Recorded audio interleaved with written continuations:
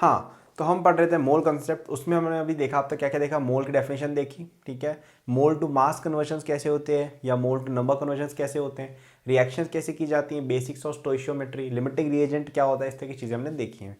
अब हम आपको कुछ और बातें बता देते हैं, जैसे कुछ और क्वेश्चंस भी आते हैं, जैसे एक होता है परसेंटेज एनालिसिस, तो एक चीज़ होती है परसेंटेज वेट बाय वेट। तो यार अब इन चीज़ों के फॉर्मूले वगैरह वापस से लोग याद रखते हैं, लेकिन आप ऑब्वियस चीज़ याद रखो, परसेंटेज ऑफ एनीथिंग क्या होता है कि वो चीज़ कितनी प्रेजेंट है divide by total into 100। Simple सी बात है, परसेंटेज का फॉर्मूला ये हम पढ़ रहे हैं 10 साल से, ठीक है, जब हम बहुत छोटे थे।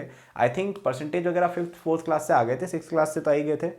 तो जैसे आपको बोल रखा है कि आपके पास 10 ग्राम कार्बन है एक मॉलिक्यूल के अंदर और 16 ग्राम ऑक्सीजन है, तो कार्बन का परसेंटेज कितना है, या 12 ग्राम कर दो, कितना है 12/12 + 16 इंटू 100, ये परसेंटेज हो गया। अब इसके बारे में अब और कोई क्वेश्चन आएगा तो उसमें क्या बोलेंगे कि स्टोइशियोमेट्री लगा के क्वेश्चन दे देंगे, या फिर लास्ट में पूछेंगे कंपाउंड बन रहा है, इसके अंदर बताओ परसेंटेज ऑफ कार्बन कितना है।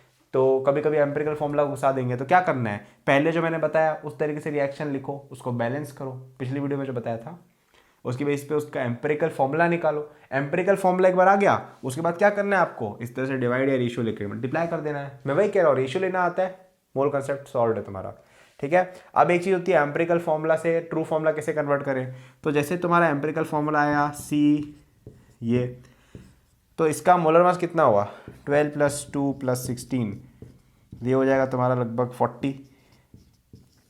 40 होगा। अब जैसे तुम्हें बोल रहे कि तुम्हारा जो ओरिजिनल कंपाउंड था उसका 160 था, तो 40 को 160 कैसे करेंगे, इंटू 4 करके, तो इस फॉर्मूला को भी इंटू 4 कर दो, तो क्या हो जाएगा, यहाँ 4, यहाँ 8 और यहाँ 4, ठीक है। तो इस तरह की सिंपल सिंपल चीज़ें कर सकते हैं यार अपन, मैं बेसिक्स बता रहा हूँ।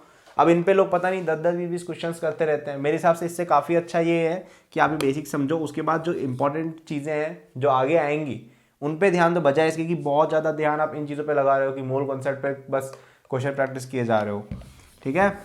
क्वेश्चन प्रैक्टिस एक पॉइंट ऑफ व्यू से ठीक है कि उससे आपकी स्पीड बढ़ती है, बट उसके बियॉन्ड बहुत ज़्यादा एक ईजी कॉन्सेप्ट की प्रैक्टिस करके कोई मतलब नहीं है, क्योंकि आपको 2 साल ही मिलने हैं, ठीक है। ऐसा नहीं कि 10 साल तक एग्जाम देते जाओगे कि जितनी मर्जी पढ़ रही प्रैक्टिस किए जा रहे हैं, और काफ़ी बच्चे जो देख रहे होंगे उनके पास तो 1 साल बचा होगा, शायद कुछ और कम भी होगा, तो उस चीज़ के बारे में केयरफुल रहें, है ना। इसके अलावा देखो अब मैं तुम्हें सॉल्यूशंस के बारे में थोड़ा बता देता हूँ कि सॉल्यूशंस के अंदर कुछ टर्म्स किए जाते हैं। तो जैसे आपके पास कोई लिक्विड है, सॉल्वेंट जिसको कहा जाता है, उसके अंदर आपने जैसे कोई चीज़ मिलाई, सॉल्ट मिलाया फॉर एग्जांपल, तो इसका कितना सॉल्ट मिला है, कितना कॉन्सेंट्रेशन है ना, उसको मेजर करने के वेज होते हैं। जैसे तुम रसना वगैरह पीते होगे, रसना होता है ना, तो उसमें जैसे जब रसना का जो आप बड़ा वाला पैकेट लेते हो ना, तो उसके अंदर अपन शुगर डाल के पूरा उसका सिरप बनाते हैं, आपने देखा होगा, उसको एक बॉटल में स्टोर करके रखते हैं फ्रिज में, और फिर उसको थोड़ा थोड़ा सा 2-3 चम्मच लेके पानी में घोलते हैं और फिर उसको अपन पीते हैं। ऐसा होता है ना किसी किसी घर में, एटलीस्ट कुछ लोग तो पीते होंगे यार ये सब, या तुम सब कोल्ड ड्रिंक पीते हो केवल। तो ये जो हम सोल्यूशन कर रहे हैं ना, तो पहले हम कहते हैं कि ये ज़्यादा कॉन्सेंट्रेटेड सोल्यूशन है, ये बोलते हैं थोड़ा डाइल्यूट है, तो उसको मेजर करने के लिए कुछ टर्म्स आते हैं, ठीक है। एक होता है मोलैरिटी, ठीक है, सबसे इंपॉर्टेंट है, इसको दिमाग में रखना, ये सबसे ज़्यादा 99% क्वेश्चन इसी से आते हैं। वो होता है moles of solute divide by volume of solution, ठीक है। सॉल्यूट का मतलब क्या हुआ, मोल्स के ऑफ सॉल्यूट का मतलब समझो कि आपने जैसे जैसे आप क्या NaC, जैसे आपने 1 मोल किसी भी सॉल्ट का लिया, ठीक है, वो डिपेंड करता है क्या चीज़ ली है, ठीक है। सॉल्ट लिया था, सॉल्ट का जो भी मोलर मास है, NaCl का जो भी मोलर मास होता है, NaCl जैसे है, तो इसमें ये 35.5 होता है और ये आपका 23 होता है, तो ये 58.5 हो जाता है, ठीक है। तो अगर आपने 58.5 ग्राम NaCl लिया है और उसको डिजोल्व किया है वाटर के अंदर, और 1 लीटर वाटर है, तो हम यहाँ बोलेंगे कि 58.5 ग्राम NaCl तो 1 मोल होता है, तो यानी कि 1 मोल सॉल्यूट है 1 लीटर सॉल्यूशन में, ठीक है। तो हम बोलेंगे 1 m सॉल्यूशन है, कैपिटल M, ठीक है। अगर ये 2 m होता तो 2 m लिखते, 0.2 होता तो 0.2 m लिखते, जो भी है, ठीक है। ये होता है मोलैरिटी। एक होता है मोलैलिटी, ठीक है, मोलैलिटी। अब यहां पे एक चीज ध्यान रखना, इसका मतलब होता है mass of solute, sorry, moles of solute divided by mass of solvent,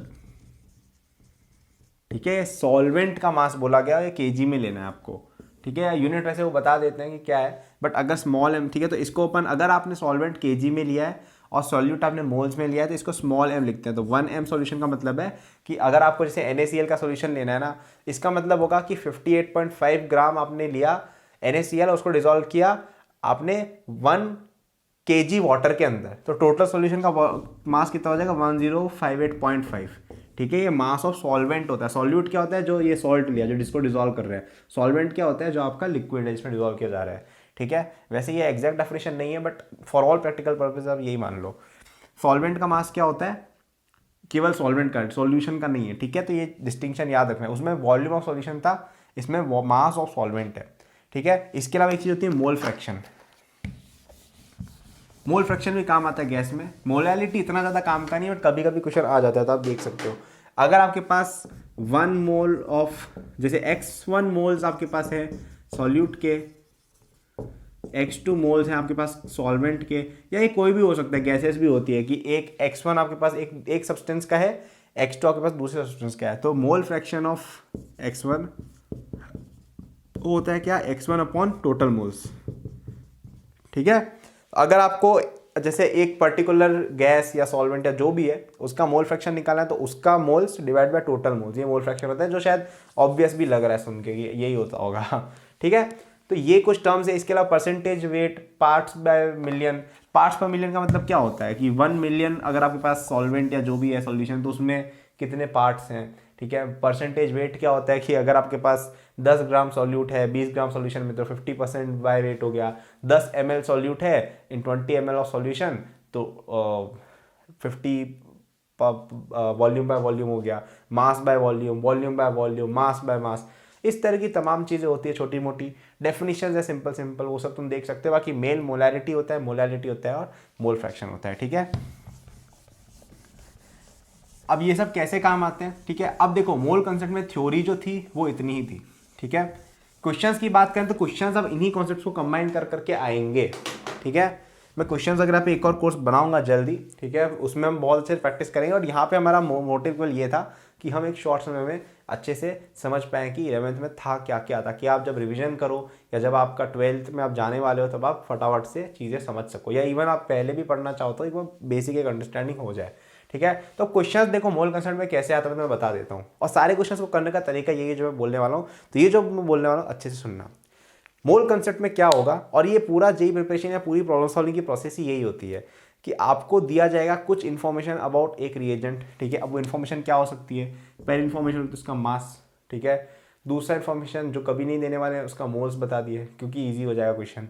तीसरा इन्फॉर्मेशन क्या देंगे कि उसका एक सॉल्यूशन है जिसका कॉन्सेंट्रेशन 1 m है, कैपिटल M, और उसका इतना वॉल्यूम लिया, इस तरह का कुछ। ठीक है, तो पहले स्टेप में आपको कुछ ना कुछ ऐसी इन्फॉर्मेशन दी होगी जिसमें आपको रिएजेंट्स का मोल्स इनडायरेक्टली बता रखा होगा, या तो मास दे रखा होगा या तो वॉल्यूम और वो सब दे रखा होगा, मोलैरिटी वगैरह। तो आपको क्या करना है, सबसे पहले मोल्स निकालने में ध्यान देना है। ठीक है, मोल्स कितने। ठीक है, जैसे मैं तुम्हें बताता हूँ, ऐसा करते हैं, एक क्वेश्चन ही कर लेते हैं कि तुम्हारे पास एक सॉल्यूशन है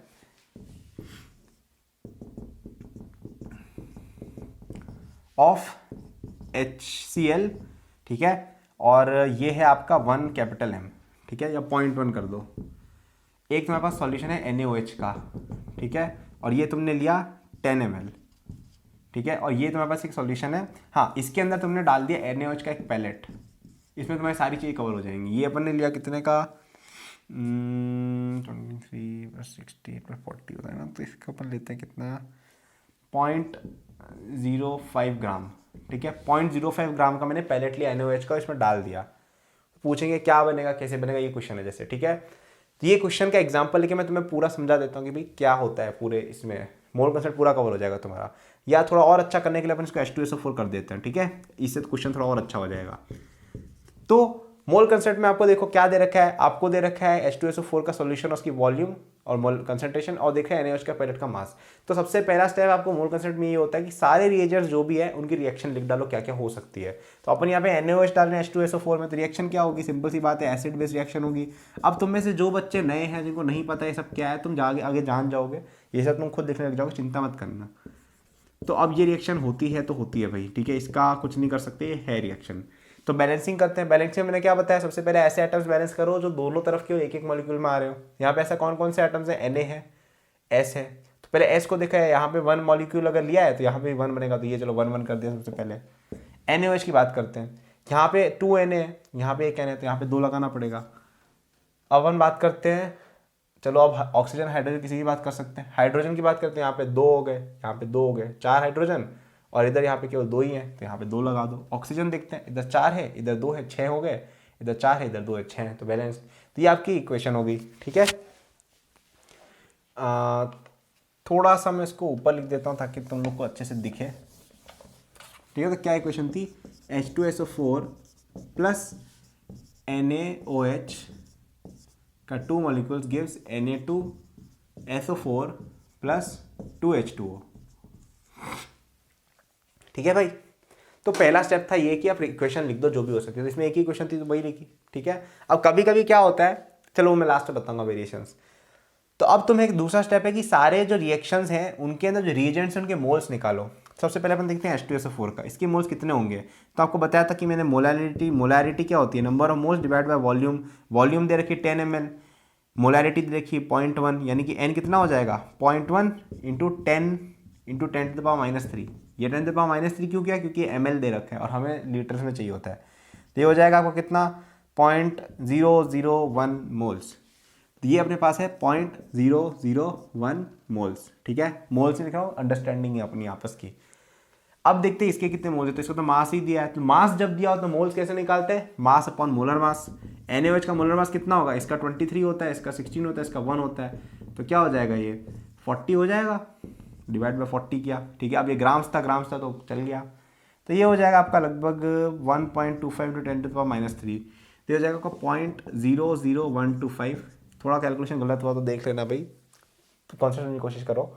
तो ऊपर मैंने जैसे इसको 100 से 1000 से मल्टीप्लाई करेंगे, हाँ ठीक है यही आएगा।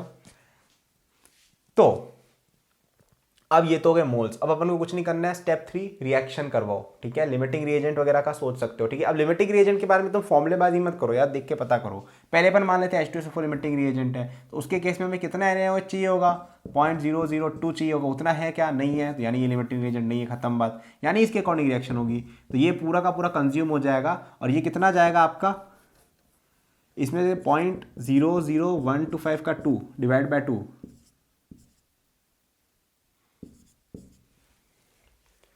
इतना होगा ना 625, हाँ ठीक है। तो इसके देखो पिछली बार हमें अगर इसको पूरा कंज्यूम करना था तो इसके 0.002 चाहिए थे, उतने तो है नहीं, यानी इसके अकॉर्डिंग रिएक्शन होगी।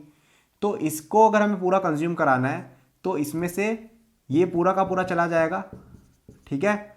और इसमें से कितना जाएगा, इसका आधा। क्यों आधा क्यों जाएगा, क्योंकि इसके 2 मोल से रिएक्ट करने के लिए हमें 1 मोल ही चाहिए, तो ये कितना बच जाएगा 0.00375 0.00375, और ये बच जाएगा आपका पॉइंट, और ये बच जाएगा 0, ठीक है। और इधर क्या क्या बचेगा आपको मैं यहाँ लिख रहा हूँ, इधर इसका जितना कंज्यूम है उतना ही यहाँ भी बनेगा, एक और 0 आएगा, और इधर जो भी है तुम लिख सकते हो, ठीक है। तो अब तुम्हें जो पूछा तुम निकाल सकते हो। तुम्हें बोलेंगे कि Na2SO4 कितना ग्राम बनेगा, तो निकाल लो, ये अपने पास मोल्स आ गए, multiply by molar mass of Na2SO4 answer आ जाएगा, ठीक है। अब कभी कभी क्या करते हैं कि ये बोलेंगे, ठीक है, तो ये देखो ये स्टेप्स बता दिए मैंने क्या होता है। सबसे पहले क्या करना है, रिएक्शन लिखनी है, फिर देखना है रिएजेंट्स के मोल्स कितने हैं, फिर रिएक्शन करवा देंगे डिपेंडिंग ऑन कौन सा LR है। पहले इसको मानो ये LR है, फिर देखो कि यार ये LR है तो नहीं हो रहा है, तो ये कर लो, ठीक है। थोड़ा बहुत सोच समझ के तुम LR वाइसली चूज कर सकते हो। जैसे यहाँ पे देख के लग रहा था यार कि यार ये 2 टाइम्स चाहिए होता है, और जबकि ये इससे थोड़ा सा ही ज़्यादा है, तो काफ़ी चांसेस है कि ये LR होगा। तो देख के एक्सपीरियंस के साथ तुम्हें अपने आप पता चलेगा, ठीक है। तो ये हुआ पहला स्टेप, ठीक है। तो इसके अंदर अपन देखा कि मोलैरिटी से कैसे मोल्स कैलकुलेट होते हैं और ग्राम से कैसे होता है, ठीक है। तो 2-3 चीज़ें एक साथ कवर हो गई। अब यहाँ पे क्या होता है, ठीक है, उसके बाद जो भी है तुम पूछ चाहे वो निकाल सकते हो। अब यहाँ पे कभी कभी क्या करेंगे, सिक्वेंशियल रिएक्शंस हो जाती हैं। सिक्वेंशियल रिएक्शंस का मतलब क्या है कि आप इस Na2SO4 की कोई और रिएक्शन करवा देंगे, ठीक है, इसकी कोई और चीज़ करा देंगे, ठीक है। तो तुम्हें क्या करना है, पहले एक रिएक्शन कराई, उससे जो भी मोल्स है वो उठा के यहाँ डालने हैं, ठीक है, क्योंकि इतने मोल्स अपने पास हैं, और आगे जो भी रिएक्शन हो ये करवा दो, ठीक है, सिंपल है। बस कभी कभी क्या है मोल कंसेप्ट में कॉन्वोल्यूटेड कर देते हैं कि पहले देखो पहले जब बच्चे ने देखा कि यार 0.1 के साथ 10m है, फिर 0.05 पता नहीं क्या होगा, जबकि ईजी था, यहाँ से मोल्स निकाले, यहाँ से मोल्स निकाले, डाले, यहाँ से मोल्स है इसको यहाँ डाला, आगे रिएक्शन करवा दी, ये सीक्वेंशियल रिएक्शन होगी। कभी कभी पूछेंगे परसेंटेज यील्ड बताओ। परसेंटेज यील्ड का मतलब क्या होता है कि आपकी रिएक्शन जितनी होनी चाहिए थी वर्सेस जितनी हुई। तो हमें अगर जैसे बोला गया होता कि इस रिएक्शन के बाद 0.0005 मोल्स ही बन रहा है जैसे, तो हमें पता ये चलता कि यार बनना कितना चाहिए था, ये बनना चाहिए था, बना कितना है, ये परसेंटेज यील्ड क्या हो गया, दिस अपॉन दिस इंटू 100। क्यों? क्योंकि this is the original yield and this is the expected yield. तो यील्ड परसेंटेज क्या होगा, यील्ड परसेंटेज मतलब कितना बन रहा है, दिस यानी कि कितना बनना चाहिए, कितना बना डिवाइड बाय कितना बनना चाहिए था इंटू 100, ये आपका परसेंटेज यील्ड आ गया। कभी पूछेंगे परसेंटेज प्योरिटी कितनी है, तो वापस से वही होगा कि यार अगर प्योरिटी होती तो इतना बनना चाहिए था, और जबकि बना इतना है, यानी कि प्योरिटी इसमें कम है। प्योरिटी कितनी है कि जितना बना डिवाइड बाय जितना नहीं, जितना टोटल बनना चाहिए था इंटू 100, आ गई purity. Sequential reaction, purity, yield, सब चीज़ें से निकल जाएंगी आसानी से। ठीक है, तो इस एग्जांपल से मुझे लगता है आपका मोल कंसेप्ट काफ़ी क्लियर हुआ होगा। ठीक है, तो मोल कंसेप्ट कंफ्यूजिंग करता है, लगता है बच्चों को, ठीक है, लेकिन है बहुत इजी चीज़। केवल 4-5 मेन पॉइंट्स थे पूरे चैप्टर में। पहला क्या, मोल की डेफिनेशन सच में क्या होती है ये पहचानना। दूसरा, मोल को नंबर्स और मास से कैसे कनेक्ट करते हैं ये पहचानना। तीसरा, इक्वेशंस को बैलेंस करना, स्टोइशियोमेट्री लगाना, लिमिटिंग रिएजेंट को पहचानना, फॉर्मूला लगा के नहीं, समझ के। ठीक है, तुम समझ जाओगे फिर फॉर्मूले अपने आप लगेंगे। जैसे मुझे देखते ही पता चल रहा है यार कि यार ये डिवाइड बाय 2 करेंगे ये कम हो रहा है, यानी ये लिमिटिंग रिएजेंट है, वो अपने आप दिमाग में खुलेगा फिर। ओके और नहीं हो तो भी मैंने बता दिया फॉर्मूला अभी तुम्हें। ठीक है, फिर मैंने देखा सॉल्यूशंस के अंदर कैसे कैलकुलेट होती है, सॉल्यूशंस के साथ, मास के साथ, स्टोइशियोमेट्री के साथ, लिमिटिंग रिएजेंट के साथ एक अच्छा एग्जाम्पल भी कर लिया। ठीक है, फिर मैंने तुम्हें टाइप्स भी बता दिए कि यार ऐसे ऐसा भी होता है। ठीक है, कि यील्ड के क्वेश्चंस कैसे करने, प्योरिटी के क्वेश्चंस कैसे करने, सिक्वेंशियल के क्वेश्चन कैसे करने, तो ये सारी चीज़ें मोरलेस कवर कर दी गई हैं। ठीक है, इसके अलावा बहुत सारी चीज़ें, ठीक है, मैं ऐसा नहीं कहूँगा कि this is all of mole concept, बहुत सारे लॉज होते हैं। ठीक है, laws of disproportionation, laws of conservation of mass, law of chemical reaction, बहुत सारे होते हैं। ठीक है, लॉ ऑफ केमिकल कॉम्बिनेशन नाम करके पूरा एक सेक्शन दिया है 11th की एनसीईआरटी के अंदर। ठीक है, एनसीईआरटी के अंदर सिग्निफिकेंट डिजिट्स हो गया आपका, या यूनिट्स एंड प्रेसिशंस, इन सब चीज़ों के बारे में भी बहुत सा इन्फॉर्मेशन दी हुई है। तो मैं रिकमेंड करूँगा कि आप एनसीईआरटी का चैप्टर बिल्कुल पढ़ें, उसमें बहुत कॉन्क्रीट वे में ये सब डिफाइन किया गया है। और केमिस्ट्री में एनसीईआरटी पढ़ना बहुत ज़्यादा इंपॉर्टेंट है, क्योंकि उससे डायरेक्ट क्वेश्चंस मेंस में आते हैं, कई बार एडवांस में भी। ओके, और बोर्ड्स तो है ही अपना। तो मैं स्ट्रांगली रिकमेंड करूँगा कि ये चैप्टर पढ़ने के बाद आप यहाँ से प्लीज़ एनसीईआरटी देखें, specially laws of chemical combination बिल्कुल देखें। इन सब टर्म्स की डेफिनेशन अच्छे से दे रखी है, वो आप अच्छे से पढ़ सकते हैं। ठीक है, इसके अलावा जो फालतू चीज़ें देखी ना, यूनिट्स मेजरमेंट्स, वो सब फिजिक्स में भी देख सकते हैं। फालतू नहीं है वो, बट इन सब से रिलेटेड भी नहीं है वो। ओके, तो मेरी तरफ से यही था। कुछ और चीज़ें, ऑक्सीडेशन नंबर हो गया आपका, टाइप्स ऑफ रिएक्शंस हो गई। ठीक है, इस तरह की चीज़ें भी बहुत सारी होती हैं जो हम देखेंगे बाद में, क्योंकि मुझे लगता है ऑक्सीडेशन नंबर को भी यहाँ इंट्रोड्यूस करना थोड़ा डेंजरस हो सकता है न्यू लर्नर्स के लिए। So this will be mole concept.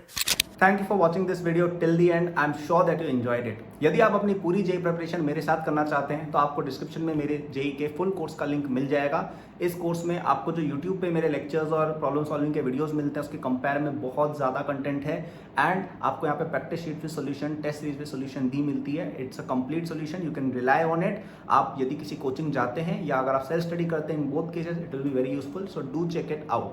Okay, इसके अलावा मेरे जेई के फ्री नोट्स भी डिस्क्रिप्शन में लिंक्ड है, एंड डिस्क्रिप्शन में और भी मैंने बहुत सारे रिसोर्सेज फॉर स्टूडेंट्स डाले हुए हैं, जैसे the books that I recommend, my social media and my newsletter in case you want more content और if you want to approach me with any doubts और सजेशन।